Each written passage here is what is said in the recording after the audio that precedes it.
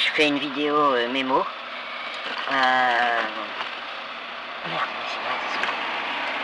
sur les événements qui continuent de secouer la communauté islamique, la communauté musulmane des réseaux, à la suite des... en fait des buzz, parce qu'il vient pas de les faire. Mais il vient d'être republié énormément par plein de gens, hein, Sami Philippe Chaouch, et il est énormément défendu. J'ai signalé dans des vidéos précédentes, parce que alors là c'est tellement voyant que c'est passionnant, c'est-à-dire que 5 ans de travail se résume à, si je veux être cru, sans obliger les gens à faire mon parcours, je leur dis de suivre la polémique. Oh là là, j'arrive plus à parler, c'est tard le soir. Je leur dis de suivre, il faut faire un peu un effort, hein, il faut aller sur TikTok, sur Twitter, rebondir sur YouTube et ça. Mais je leur dis juste d'évaluer les quelques jours qui sont en train de s'écouler là, et ils vont tout de suite comprendre que je me suis pas trompé. Bon, en même temps, les musulmans, ils l'avouent, hein, mais des fois, dans leur manière de l'avouer, ils contournent un peu les... Voilà, ils font pas dans le direct, cette peur de l'enfer que je pointe comme étant un vrai... bon, d'abord, la clé de lecture du problème est une vraie catastrophe, hein, un vrai traumatisme. On peut appeler ça un traumatisme au sens propre du terme, à mon sens, parce que c'est réellement une peur qui secoue tout l'organisme musulman, enfin de la personne qui est musulmane, avec évidemment des différences selon les personnalités, la génétique, etc.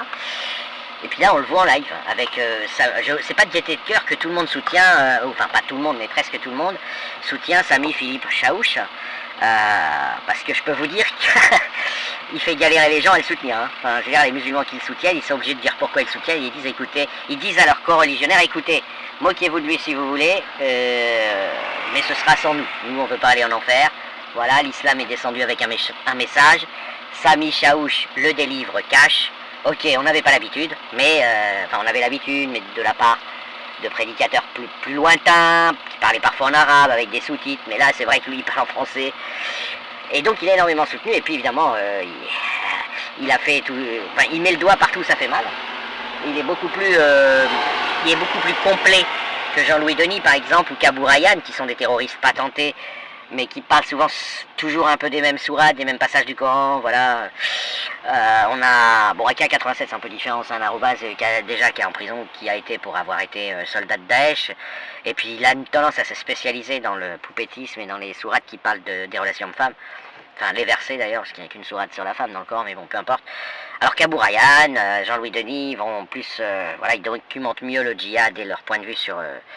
le fait qu'il faut être littéraliste, mais Sami Chaouch, lui, il balaye tous les sujets. Voilà, lui, vous avez un vrai taliban en direct, en langue francophone, et c'est en train de secouer les gens des réseaux, les musulmans des réseaux, c'est-à-dire les musulmans qui ont des comptes et qui s'expriment. Je pense qu'il y a 2 semaines, ils ne s'attendaient pas à devoir faire face à ça, et ils ne s'attendaient pas à soutenir Sami Chaouch, et ils ne s'attendaient pas eux-mêmes, ils se disaient pas dans 15 jours, je serai obligé de parler d'enfer à mes coreligionnaires et à mon public, quoi. Alors, je sais pas si ça a un lien de cause à effet, parce que j'ai pas suivi, et puis j'ai pas encore écouté, et puis je suis pas sûr que j'ai tout écouté, parce qu'il y a eu des dizaines d'heures, peut-être 2 dizaines ou 1 dizaine et demie d'heures de space sur la sourate, parce que, bah, je vais revenir là-dessus, mais le Coran, il y a des versets précis, mais il y a aussi une sourate entière, hein. Enfin non, c'est une partie de la sourate, mais... donc l'idée clé, et c'est ce que se sont rappelés des musulmans qu'on peut considérer comme modérés aujourd'hui, des arrobas de Twitter, voilà, entre guillemets déjà dit, je sais même pas s'il était dans ces spaces, hein. J'en ai aucune idée, mais bon voilà, qui parlent de la vie terrestre, etc., qui font de la politique. Et aujourd'hui on a eu une réunion dans des spaces Twitter, ça a commencé ce matin, ça a continué cet après-midi, de gens parlant de cette sourate. Alors je rappelle ce que dit cette sourate, alors je rappelle ce que dit le verset 24-51, parce que lui au moins c'est un seul verset, il est court, il est cash. Le verset 24-51, il dit un bon musulman c'est quelqu'un qui, quand il a entendu le prophète, répond, le prophète donc Mohammed, répond nous avons entendu, nous avons obéi. Le mot obéir est très très important, parce qu'il renvoie à l'idée que nous sommes dans l'obéissance à Mohammed, parce qu'il est le messager d'Allah, et on est donc dans l'obéissance à Allah. Il ne s'agit pas ici d'être d'accord, d'adhérer, de comprendre, il s'agit d'appliquer, d'obéir. Voilà, verset 24-51, souvent rappelé par l'arrobase un seul créateur, qui est un prédicateur, enfin qui est un publiqueur, je ne sais pas s'il est prédicateur, mais qui publie énormément au titre de l'islam fondamentaliste sur Twitter. Il a un compte, il y a beaucoup d'abonnés, etc. C'est un bon expert, c'est un musulman fondamentaliste, mais c'est un bon expert de l'islam. Alors, il faut, ça, un seul créateur, évidemment, il ne va pas jusqu'à rappeler les 3 versets 65, 66, 67 de la sourate 4 qui, par pédagogie, l'auteur du Coran, quel qu'il soit, et les auteurs s'ils sont plusieurs, ou l'auteur s'il est seul, que ce soit Allah ou quelqu'un d'autre, je ne suis pas en train de discuter ça là maintenant parce que c'est pas mon sujet, vous allez comprendre très vite pourquoi. Il dit, l'obéissance à Mohammed, elle doit être totale, et en plus, tu dois genre avoir des tremblements rien qu'en attendant qui te donne un avis. Tu dois t'inquiéter du jugement, tu dois te dire, oh là là là, Mohamed, il va décider quoi, et quand il aura décidé, il t'appartient pas de remettre en cause ce qu'il a décidé. Tu appliques. Et par pédagogie, ces versets précisent au conditionnel. Même si te demandait de te suicider, tu devrais t'exécuter sur le champ et te suicider. Donc voilà ce que disent ces versets. Donc c'est pour bien insister sur le fait qu'on est là pour appliquer. En tant que musulman, on doit obéir. Pas avoir un esprit du genre est-ce bien raisonnable, voilà, pas de doute, aucun doute ou aucune remise en cause, aucun esprit critique n'est permis. Bon, ça c'est des versets, hein, j'en ai mis 4, donc vous voyez, on n'est pas... Mais vous avez toute une sourate qui... et ça, évidemment, alors, prenons les avocats de l'islam, qu'est-ce qu'ils font? Ils disent, c'est des versets sortis de contexte, blablabla, et puis il faut parler arabe, enfin, ils sortent la panoplie habituelle d'arguments d'avocats de l'islam, bon, qu'on connaît tous par cœur, je vais pas y revenir. Sauf que, bon, oui, mais sur le point purement matériel, formel, quand vous donnez 4 versets, évidemment, même si on sait que tout ça c'est des bagarres de rhétorique, 4 versets, c'est peu. Vous voyez, donc on pourra toujours vous répondre, ouais, mais il faut lire toute la sourate, etc. Mais ça, ils peuvent pas le faire avec la sourate 18 Al-Kahf. Parce que cette sourate 18, c'est une sourate entière qui insiste sur ce concept. Donc je vous la fais courte, hein, c'est Moïse qui rencontre un homme qui s'appelle l'homme en vert, enfin qui a été surnommé l'homme en vert, alors je sais pas s'il y a un lien avec les petits hommes verts, mais en tout cas c'est marrant, c'est l'homme en vert qui va l'emmener en disant attention, hein, je t'oblige pas, mais si tu veux me suivre, va falloir que tu supportes. Et donc il va faire plein de dingueries, il va tuer un enfant par exemple, etc. Et à chaque fois, Moïse va dire mais où je suis, là où je suis. Enfin bref, il va faire plein de dingueries et la morale de l'histoire à la fin, c'est ce n'est pas à toi de décider ce qui est bien et mal, mais c'est à Allah et voilà, j'ai fait ces dingueries sur ordre d'Allah et je me suis exécuté, etc. Bon bref, et puis je vous renvoie à tous les débats, vous tapez Sourate 18, vous tapez l'homme en vert, vous demandez à l'intelligence artificielle, je vous oblige pas. Ah, moi je fais court. Mais entre modérés, ils en débattent. C'est ça qui est formidable. Pourquoi ? Parce que vous avez, l'islam est évidemment critiqué, et ça, le mouvement apostat, il est anonyme, hein, c'est pas facile de faire disparaître les apostats et les islamo-critiques, puisqu'ils sont plus ou moins protégés par l'anonymat d'Internet, chose qui effectivement, ils pouvaient tuer Samuel Paty, ils pouvaient exécuter la rédaction de Charlie, ils pouvaient, etc., Salman Rushdie, mais avec le mouvement islamo-critique anonyme, c'est plus difficile.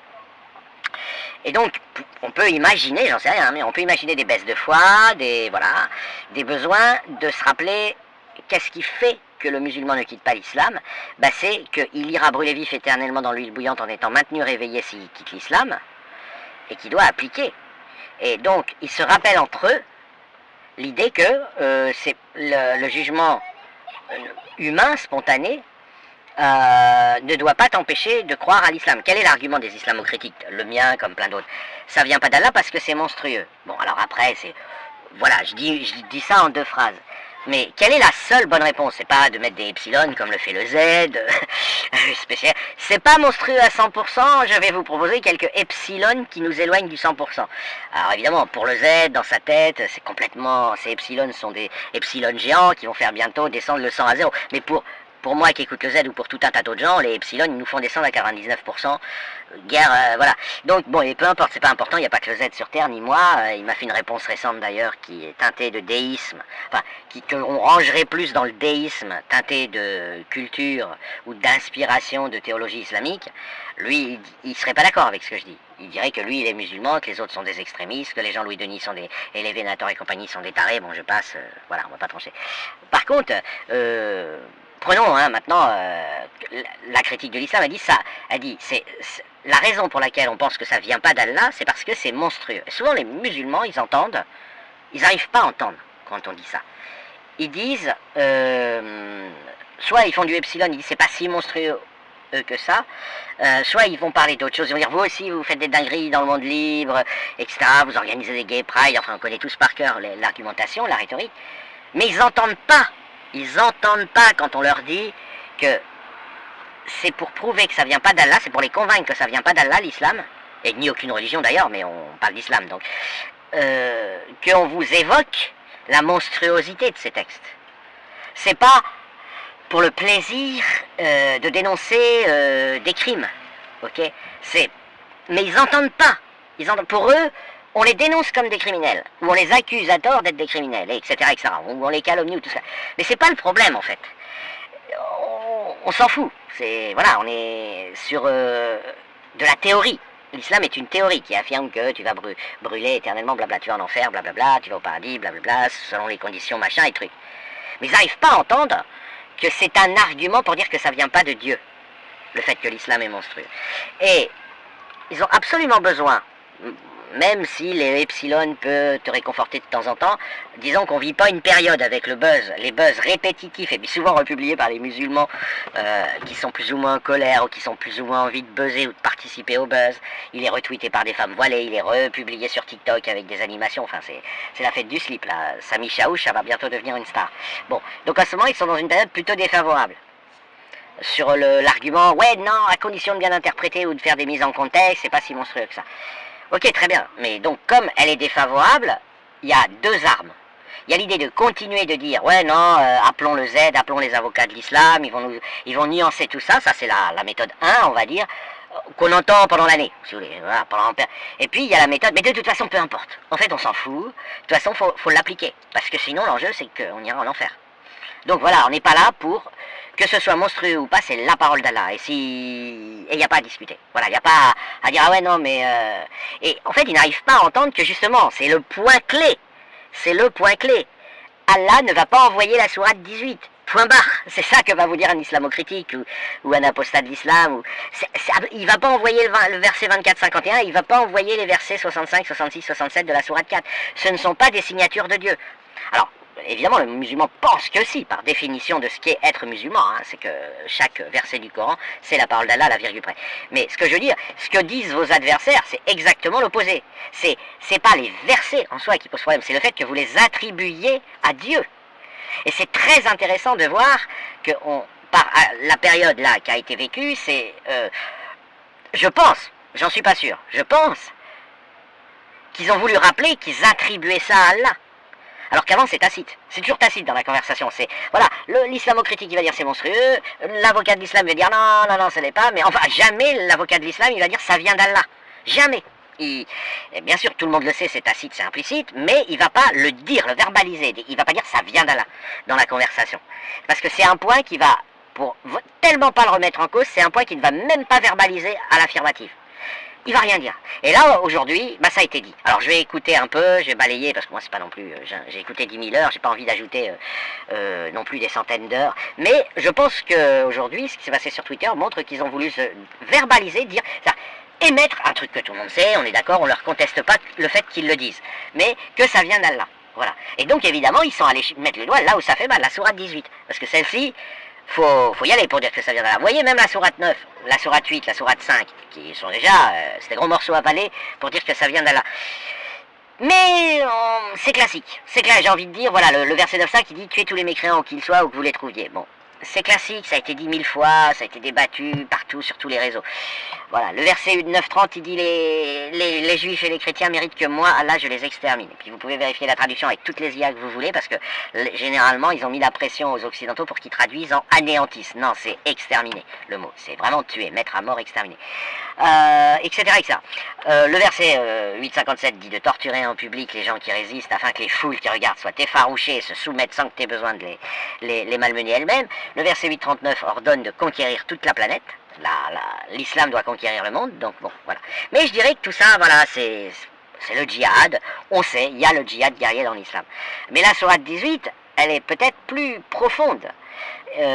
Parce que finalement, elle ne vous parle pas de djihad ni rien, c'est comme un dépucelage. Vous voyez, c'est comme quand la mafia, je vais prendre cette comparaison, la mafia, pour vérifier qu'un nouveau venu n'est pas un infiltré, n'est pas un policier déguisé en copain, va lui dire, vas-y, on te donne un pistolet, vas-y, tue cet enfant là-bas au loin, et tu seras des nôtres. Ou tue cette dame là, cette passante, et tu seras des nôtres. Parce qu'ils se disent, un policier ne pourra pas le faire. Un policier, un infiltré, donc c'est l'examen de passage. Et d'une certaine manière, cette sourate, c'est l'examen de passage. Tu dois, ok, ça te paraît dingue, applique quand même. Même si ça te paraît une dinguerie, fais-le. Et la sourate 18, c'est pire que ça, parce qu'elle dit pas fais-le. Elle envoie une incarnation divine, enfin un bras d'Allah en quelque sorte, l'homme en vert, le faire devant Moïse. Pour dire ouais ça te choque, mais vas-y, tu vois, t'as rien compris, cette aventure doit te servir de leçon, t'appliques, moi regarde, je tue un enfant devant toi, et seulement après je t'expliquerai un blabla, hein, voilà, pour dire il y avait une vraie raison. Et c'est... Ils ont senti qu'ils étaient face au verset 24. Même si c'est la sourate 18, c'est le verset 24-51 et c'est le verset 65, 66, 67 de la sourate 4 qui sont en arrière-plan, si vous voulez. Voilà, c'est pas, c'est d'ailleurs ma photo de profil de JC Drazag, hein, qui est verrouillée pour préserver les archives. J'ai plein d'autres comptes maintenant. Enfin, avant aussi j'en avais plein d'autres, mais là je les active les uns après les autres. Mais en fait, la thématique c'est ça. Jusqu'où tu vas dire. Je pense que ça vient d'Allah d'abord, ça c'est une priorité, et je m'interroge ensuite sur comment comprendre l'ordre qui est donné, la consigne qui est donnée. Ce principe-là, ça a été réaffirmé par Balti, dit du moment que ça vient de l'islam, t'appliques, tu fermes ta gueule, t'appliques. Day, l'arrobase Day, j'aime bien parler des arrobases particuliers comme ça, alors que c'est pas du tout ma DA, mais j'ai des noms et j'ai des scènes, Day était chez Venator, il a dit non, nous devons exercer un regard critique sur l'islam. La scène, je l'ai enregistrée, elle est inouïe. Venator lui dit non mais depuis quand tu fermes ta gueule, t'exécutes. Il s'est fait jeter du space par Venator. Venator exigeait des excuses. Il exigeait que Day s'excuse auprès d'Allah. Il a jeté Day. Eh bien, pour ce principe-là. On peut dire d'une certaine manière que la sourate 18, la sourate El-Kaf, elle pose aucun problème à Venator, mais elle en pose à Day. Et voilà. Donc on est au cœur même de cette problématique.